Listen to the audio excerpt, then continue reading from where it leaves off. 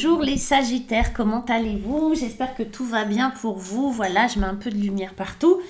On se retrouve, je suis Marie Cardinal pour ceux et celles qui me rejoignent, qui ne me connaissaient pas avant. Je suis tarologue et je suis aussi praticienne en hypnose, en thérapie, EMDR, etc., etc. Et je vais vous proposer un petit tirage pour ce mois de septembre pour aller voir vos énergies. Les énergies qui vont vous influencer, qui vont vous aider ou au contraire qui vont vous entraver, les missions que vous aurez à accomplir sur ce mois de septembre. On va utiliser les 22 arcanes du tarot de Marseille, les 22 arcanes majeurs. Ça va être un arcane que je vais tirer pour voir un petit peu l'énergie extérieure. L'énergie qui va venir vous influencer, qui va venir vous titiller sur ce mois de septembre. Et puis pour le reste du tirage, je vais le faire en 4 cartes et je vais utiliser le tarot Marseille Waite et puis l'oracle de l'esprit aborigène qui va venir nous guider, nous aiguiller. Pour tous ceux et celles qui veulent une consultation avec moi en visio comme ça ou en face à face en cabinet ou encore par téléphone, c'est possible. Vous avez mon adresse mail et puis vous avez aussi mon site. Voilà, où vous avez tous les renseignements nécessaires pour me contacter. Allez, on y va. Avec les 22 arcanes. Vous, ce sera la force qui va vous accompagner. Il y a pire comme soutien que cette femme qui tient la gueule d'un lion. On va aller voir ce que ça veut dire après. On va faire le tirage. Les Sagittaires. Allez, mes petits Sagittaires, cette rentrée. Sous quels augures se présente-t-elle cette rentrée? On y va. Je ne prends pas les cartes qui sautent, c'est comme ça. Il y en a qui le font. Moi, je ne le fais pas. Je les regarde, mais je les laisse passer.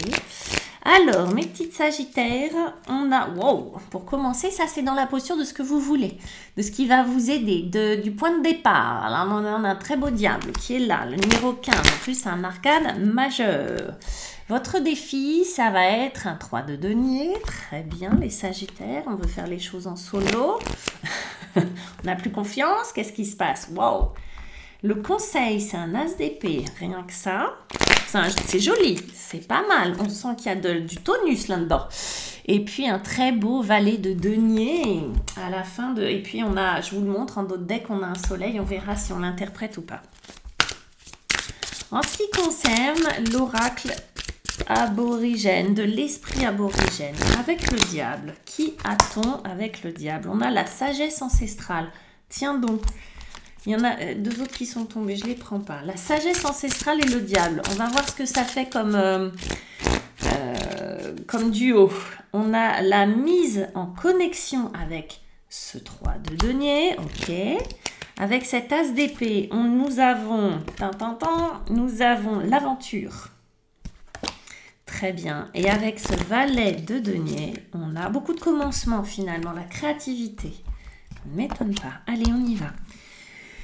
Vous les Sagittaires, ce qui va venir vous porter, vous aider, vous influencer, c'est la force. La force, c'est un numéro 11. Le numéro 11 dans le tarot, c'est un 10 plus 1. Il faut le voir comme ça. 10 étant la fin d'un cycle, le numéro 11, c'est le début d'un autre cycle. Un autre cycle où... dans l'idée, on aurait déjà vécu un cycle. C'est-à-dire qu'on aurait déjà de l'expérience, on aurait déjà vécu, on aurait déjà... fait tout un tas de choses. Du coup, le 11, il arrive après cette fin de cycle et ce début de cycle comme pour annoncer un commencement, un recommencement, un nouveau départ quelque part. Un nouveau départ plus ancré, un nouveau départ avec cette force. Cette force, c'est quoi? C'est une femme qui a apprivoisé un lion. Un lion, je le dis souvent, ça a le pouvoir, il aurait pu la manger, il aurait pu l'agresser, il aurait pu la bouffer, la tuer, quoi, en gros. Donc, a priori, cette femme, elle avait de quoi avoir peur de ce lion. Mais à force de ténacité, de pugnacité, elle n'a rien lâché, elle a réussi à apprivoiser ce lion. C'est-à-dire qu'elle a réussi à apprivoiser ce qui lui faisait peur, ce qui la terrorisait, ce qui l'angoissait, ce qui la rendait triste. En gros, elle a réussi à apprivoiser une part d'elle parce qu'elle a déjà fait un cycle. Donc c'est vraiment l'énergie de l'expérience, c'est l'énergie de la ténacité, de la pugnacité, de l'ancrage. Et ça va venir vous influencer dans ce que vous allez faire, dans ce que vous allez vivre. Vous, ce que vous voulez, ou votre point de départ en tout cas, c'est le diable. Il y a plein de choses à dire sur le diable. Le diable, c'est d'abord une énergie de feu, de hara, hein, n'est-ce pas? Donc, c'est une énergie extrêmement sexuelle, créative. Lui, son énergie, c'est le bâton, hein, si on voulait, dans le tarot, lui associer un élément. C'est la créativité, c'est la sexualité, ce sont les excès, parce que le bâton, il est plus chez le diable. Du coup, il peut aussi brûler, il peut aussi amener des dépendances, des dérives. On est bien d'accord.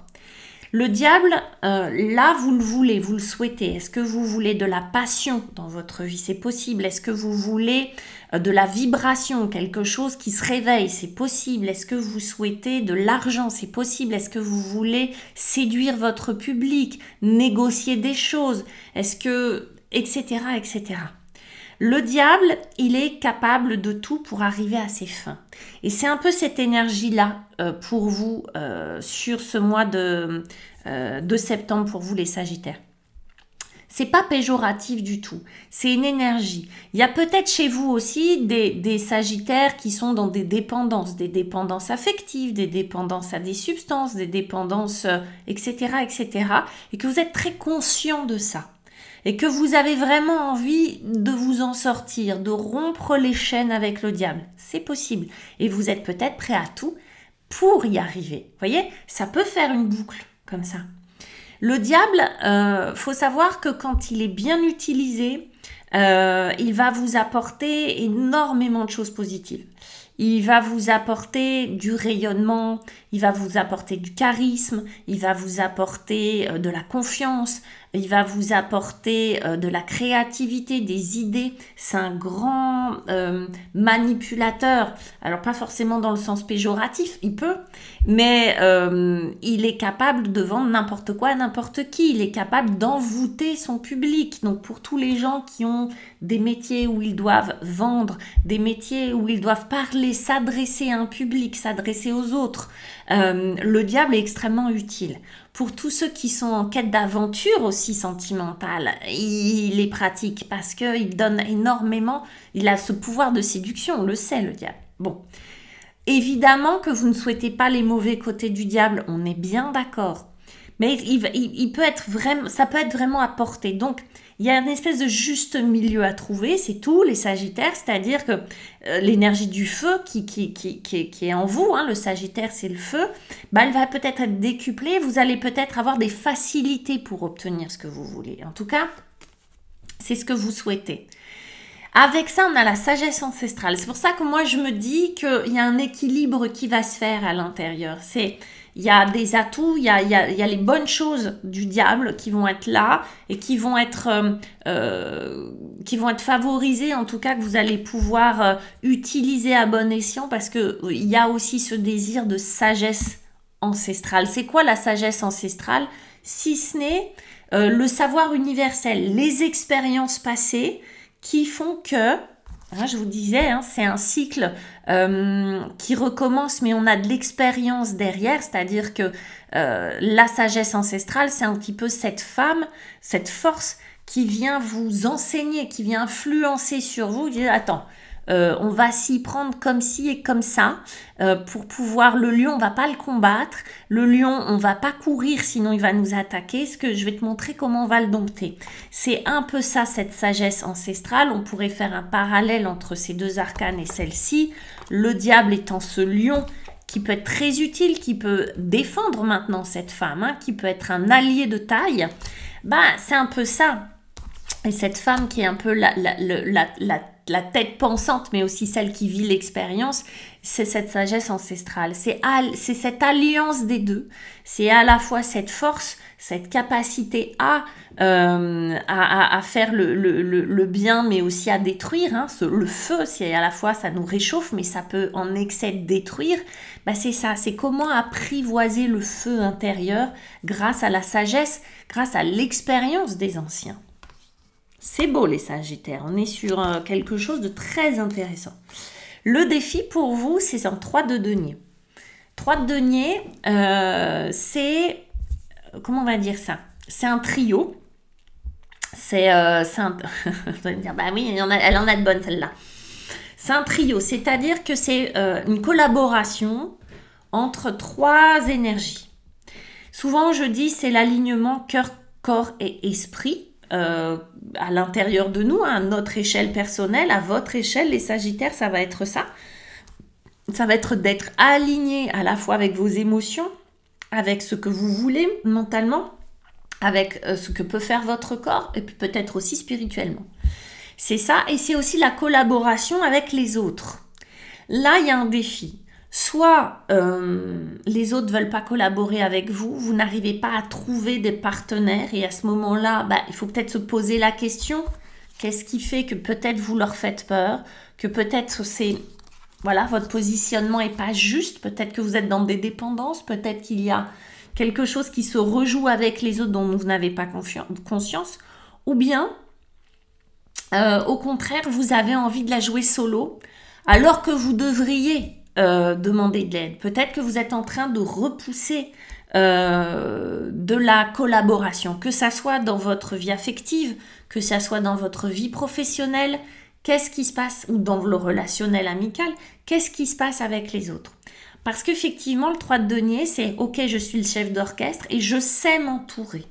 Et j'apprends à m'entourer. » Dans n'importe quel domaine. Hein. Le 3 de denier, c'est ça. C'est cette capacité, ce talent de savoir s'entourer des bonnes personnes au bon moment pour faire un travail de qualité ou pour faire dans un projet, que ce soit un projet de vie à 2, que ce soit dans un projet de familial, que ce soit dans un projet professionnel, peu importe. Là, il y a quelque chose qui ne va pas, qui n'est pas en place. Ou il y a bien, et du coup, il y a cet alignement cœur, corps, esprit qui n'est pas en place. Il y a quelque chose là qui n'est pas tout à fait intégré. Qu'est-ce qui se passe? Ça va être votre défi, ça va être intéressant à aller voir.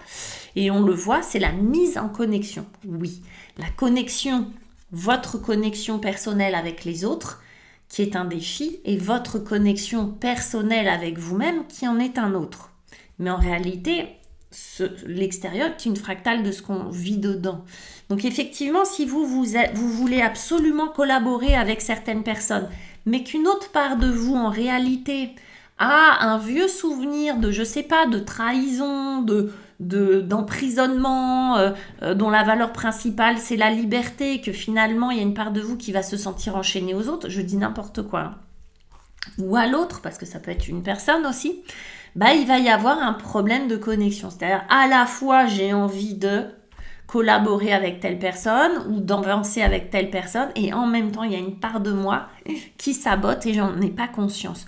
Du coup, ça va être assez intéressant d'aller voir au niveau de votre part inconsciente, de votre âme, de votre intériorité, de faire un petit travail d'introspection pour savoir quelle est la part de vous qui refuse cette collaboration, quoi qu'il en soit. D'ailleurs, que vous sentiez que vous en soyez victime, ou bien que carrément ce soit vous qui repoussiez. Ok, c'est super intéressant et on avance. Comment on fait? Comment on fait pour résoudre ce petit problème? On vous parle d'un as d'épée. Alors là, c'est intéressant parce que c'est un nouveau départ là aussi, un peu comme la force. Hein. Je vous parlais de nouveau départ. C'est l'as d'épée. L'épée, c'est tout ce qui est mental, ce sont les idées, ce sont les mots, ce sont les écrits, ce sont tout ce qui se passe, la capacité d'analyse, c'est aussi ce désir de vérité, ce besoin de vérité, de faire la lumière sur les choses. L'as d'épée, c'est un peu le eureka. D'accord? C'est un peu, l'as d'épée, c'est l'énergie du nouveau départ parce qu'elle éclaire, parce que cet as d'épée éclaire. C'est une recherche de vérité profonde, c'est une recherche de changer de croyance aussi, hein, parce que avec les épées, on est dans l'air, dans l'élément air, dans l'élément des croyances. Donc c'est comme si avec cet as d'épée, on vous invitait à changer de croyance sur ce que il vous semblait être normal jusqu'à présent. Une croyance, c'est quoi? Une croyance, ça peut être l'enfer, c'est les autres. Alors, une expression, hein, je ne sais plus qui a dit quel film. L'enfer, c'est les autres. Il y a des gens qui ont cette croyance-là. Pourquoi? De manière consciente ou pas, hein, d'accord? Mais pour eux, c'est normal. Les autres, ça pose toujours un problème. Les autres sont toujours un problème. Ok, ça, c'est une croyance qui peut être utile pour pouvoir se protéger, mais qui peut être limitante si on veut collaborer, par exemple. Donc, vous voyez, l'as d'épée vient mettre de la lumière sur sans doute des croyances qui viennent, ce qu'on appelle croyances limitantes, c'est qu'elles ne sont plus adaptées à ce que vous voulez. C'est pas qu'elles sont nulles, il n'y a pas à les juger, une croyance, on est fait de croyances, on en a plein, et heureusement, mais il y a des croyances qui sont bonnes, il y a des croyances pour ce qu'on a à faire, et puis des croyances qui sont obsolètes, plus utiles. Là, il pourrait y avoir une nouvelle croyance qui arrive, qui soit très très utile. Quelqu'un qui croit qu'il est bête, c'est une croyance, ça va influencer toute sa vie. Quelqu'un qui croit qu'il est super intelligent et qu'il a tout compris, ça va aussi influencer sa vie. Et ils vont pas avoir les mêmes parcours, ces deux personnes-là. Là, il y a quelque chose au niveau des croyances à transformer, à changer pour pouvoir prendre ce nouveau départ, pour pouvoir dépasser ce truc-là, pour pouvoir être connecté avec qui vous êtes, pour pouvoir faire l'équilibre entre ces deux énergies. On a qui avec ça? On a l'aventure. Oui.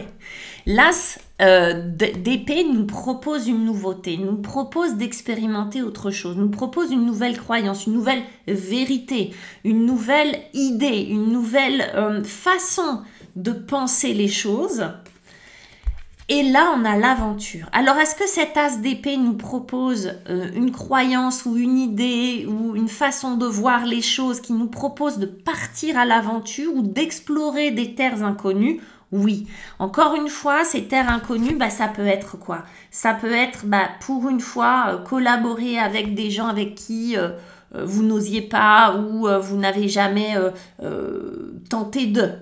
Imaginons que vous ayez un blocage et que finalement cette collaboration qu'on vous propose, je vais dire n'importe quoi, mais c'est d'aller voir quelqu'un qui tire les cartes ou quelqu'un qui fait de la thérapie ou quelqu'un pour pouvoir justement découvrir cette nouvelle croyance, pour pouvoir faire la lumière sur quel est le blocage et comment je le débloque.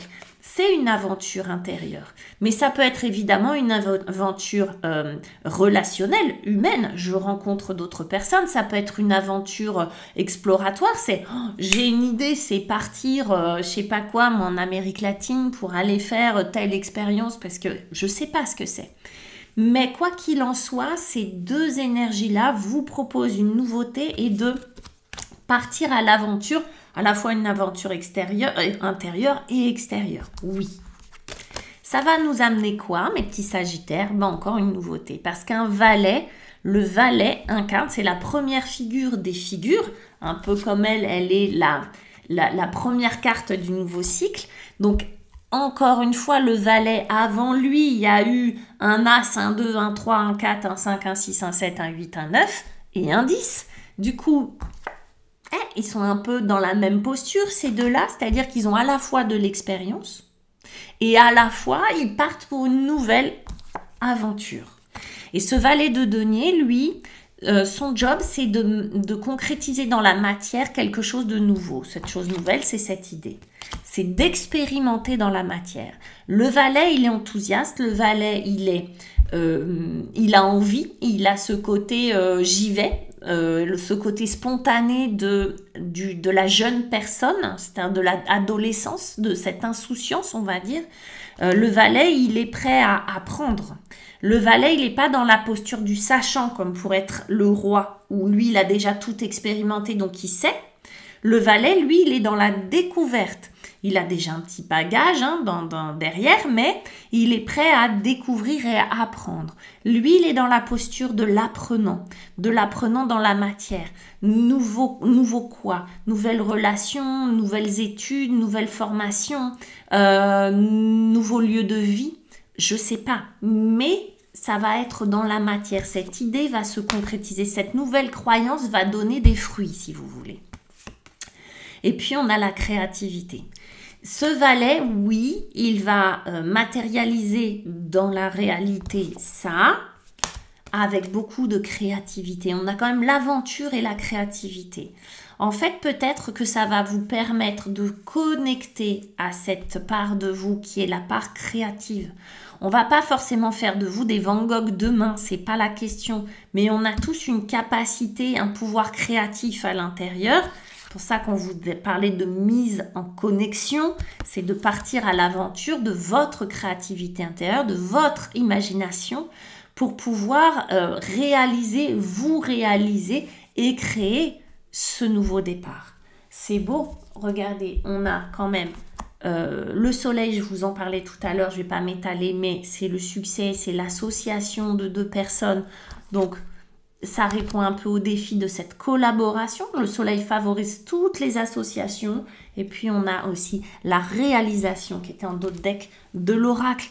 Donc, il y a quelque chose qui se réalise dans la matière, mais il y a ce changement de croyance, il y a ce changement de façon de voir les choses, de se voir aussi, qui vous permet d'accéder à cette nouvelle page de ce livre, de ce nouveau livre qui vous attend. Je vous embrasse, laissez-moi des commentaires, abonnez-vous, mettez-moi des pouces, voilà, et je vous dis à très très bientôt. Salut les Sagittaires.